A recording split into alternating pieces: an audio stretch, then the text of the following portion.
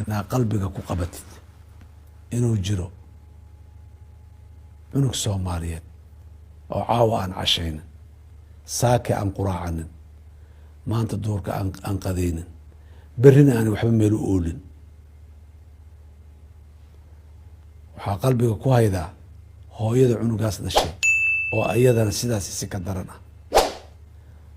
hooyada cunugaa dhashay iyo aabbihii dhalay oo arkaya cunugoodii oo sii tacbaanaya oo sii dhimanayo, waxbana aanay u qaban karin. rajo xumada iyo xanuunka waalidkaas ay qabi karaan qiyaas haddaa waalid tahay. haddaad walaal tahay qiyaas gabadha yartahay iyo wiilka yarka ay kula dhashay hadday duruufahaas ku sugan yihiin. walaalayaal, waxaa idinka codsanayaa, idinku baaqayaa, idinku bogaadinayaa inaad dadkaas Soomaaliyeed ee duruufaha ay haystaan aada taageertaan, garab istaagtaan, ilaaha wax badbaadiya aada badbaadisaan. $1 wax weyn oo ka tara Soomaaliya, ama €1 wax weyn oo ka tara Soomaaliya. €2 kasii fiican, 3 kasii fiican, 4 iyo 5 waaba muxuu ahay lama helaan waay halkan duruufaha ka jira awgeed. waa ogahay reerkaaga inaad soo kaalmayso, wax weyn waay lafsideeda. laakiin markaan reer aan diaspora loo jirin, qurbaha aan qofa u jirin, reer caruurtiisu aanay gaarin inay ama qurbo tagaan ama magaalada ay ka xamaashaan, reer habnololoodkooda aanu magaalo ahayn iyo qurbo iyo dibad joogid aanu ahayn, waayo waxaan ka hadlaynaa.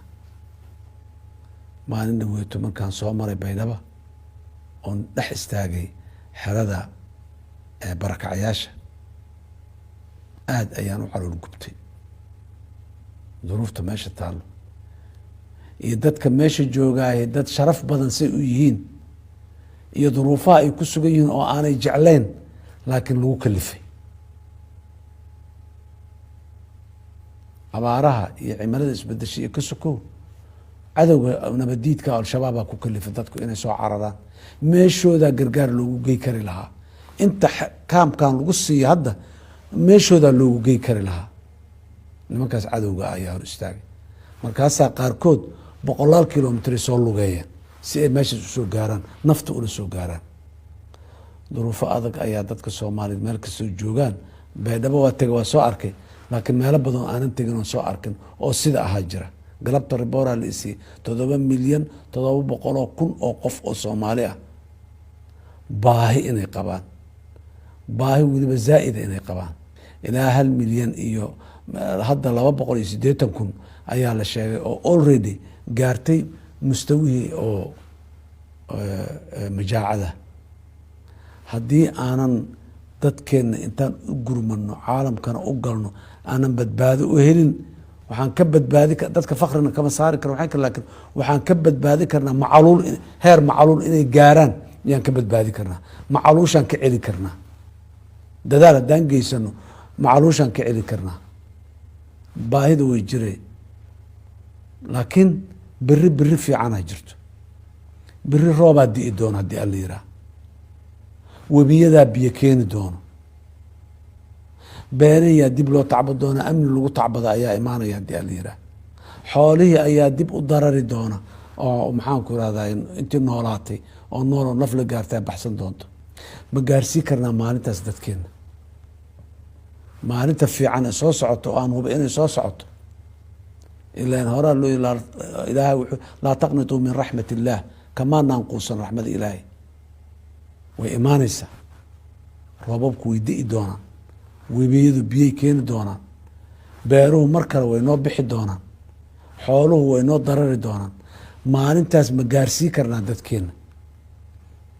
ka hor in aanay dhimanin ma yeeli karnaa? inaan isku tagna yaa nooga filan. waxaan idinka codsanayaa dadka i daawanayo, jaabkiina wixii ku jira inaad kusoo gargaartaan dadkaas. magaciina iyo codkiina iyo maxaan ku rahay sharaftiina iyo karaamadiina meesha aad wax ugu heli kartaan inaad ugu jirisaan oo aad waxba ka daba dhiganin oo aad ugu heshaan ayaan codsanayaa.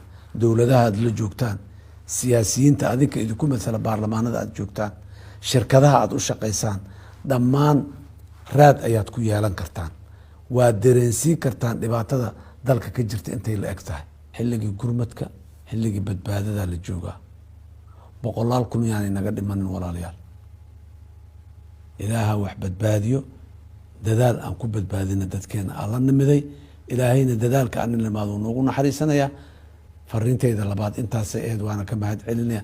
mar kale waxaan idinkugu mahad celinayaa qalbi samaanta, bogaadinta, hambalyada, la jeclaanta aad dalkiina Soomaaliya aad la jeceshihiin wanaag inuu gaaro. anna waxaan idinkaga mahad celinayaa rabitaanka iyo doorashada aad ii doorateen, aaminaada aad i aaminteen inaan dalka iyo dadka hogaamiyo muddada 4 sano ee soo socota. ilaahay idankiis iina soo duceeya dalkan 4 sano kadib maanta meesha uu joogo meel ka wanaagsan oo aad iyo aad ugu wanaagsan inuu gaaro waayo hadafkeena, waana ku guuleysanayna ilaahay idinkiis. waa aad iyo aad ayaan idinku mahad celinaya. wassalaamu calaykum waraxmatullah.